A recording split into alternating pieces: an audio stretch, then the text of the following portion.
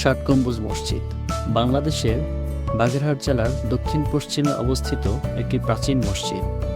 মসজিদটির গায়ে কোনো শিলালিপি নেই, তাই এটি কে নির্মাণ করেছিলেন বা কোন সময় নির্মাণ করা হয়েছিল সে সম্বন্ধে সঠিক কোনো তথ্য পাওয়া যায় না।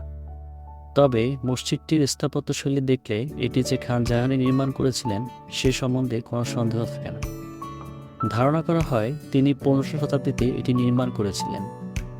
এই মসজিদটি বহু বছর ধরে ও বহু অর্থ খরচ করে নির্মাণ করা হয়েছিল। পাথরগুলো আনা হয়েছিল রাজমহল থেকে। এটি বাংলাদেশের 3টি বিশ্ব ঐতিহ্যবাহী স্থানের একটির মধ্যে অবস্থিত। বাগেরহাট শহরটিকেই বিশ্ব ঐতিহ্যবাহী স্থানের মর্যাদা দেওয়া হয়েছে। 1983 খ্রিস্টাব্দে ইউনেস্কো এই সম্মান প্রদান করেন।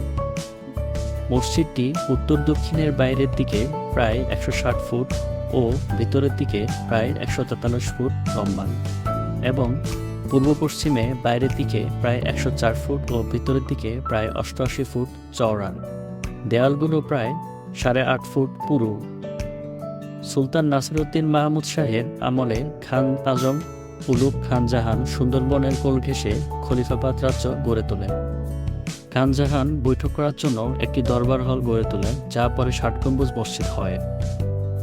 মসজিদটির নাম ষাট গম্বুজ মসজিদ হলেও এখানে গম্বুজ মোটেও 60টি নয়, গম্বুজ 11টি সারিতে মোট 77টি।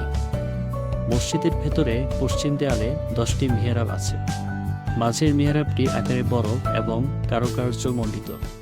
এই মিহরাবের দক্ষিণে 5টি ও উত্তরে 4টি মিহরাব আছে।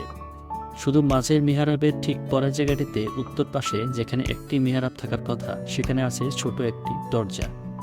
কারো কারো মতে খান জাহান এই মসজিদটিকে নামাজের কাজ ছাড়াও দরবার ঘর হিসেবে ব্যবহার করতেন, আর এই দরজাটি ছিল দরবার ঘরের প্রবেশপথ।